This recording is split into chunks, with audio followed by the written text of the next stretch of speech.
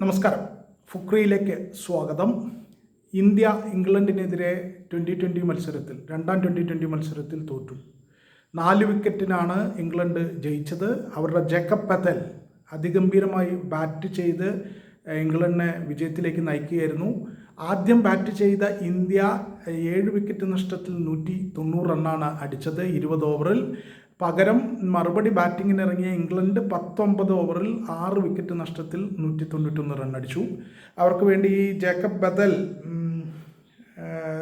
76 run അടിച്ചു 46 പന്തിൽ നിന്ന് 5 4ഉം 5 6ഉം അടക്കം 76 റൺ അടിച്ചു. അവരുടെ ഹാരി ബ്രൂക്ക് ക്യാപ്റ്റൻ 39 റൺ അടിച്ചു.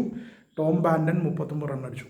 ഇങ്ങനെ അവർ ഏതാണ്ട് അനായാസം എന്ന് പറയാവുന്ന രീതിയിൽ 19 ഓവറിൽ കളി ജയിച്ചു. 6 വിക്കറ്റാണ് അവർക്ക് നഷ്ടപ്പെട്ടത്.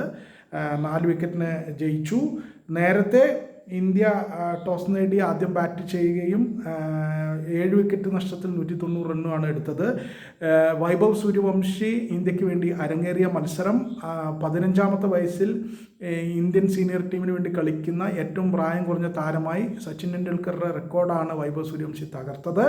എന്തായാലും വൈഭവ് 10 പന്തിൽ 14 റൺ എടുത്ത് 2 സിക്സറാണ് അടിച്ചത്. അദ്ദേഹം പുറത്തായി. വിൽ ജാക്സനാണ് വിക്കറ്റ് കിട്ടിയത്.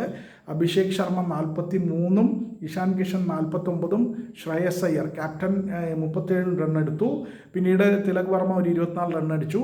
എന്തായാലും 190-ൽ ഇന്ത്യ ഒതുങ്ങി. പിന്നീട് മറുപടി ബാറ്റിങ്ങിൽ ഇംഗ്ലണ്ട് അനായാസം ഈ വിജയലക്ഷ്യം മറികടന്നു എന്ന് തന്നെ പറയണം.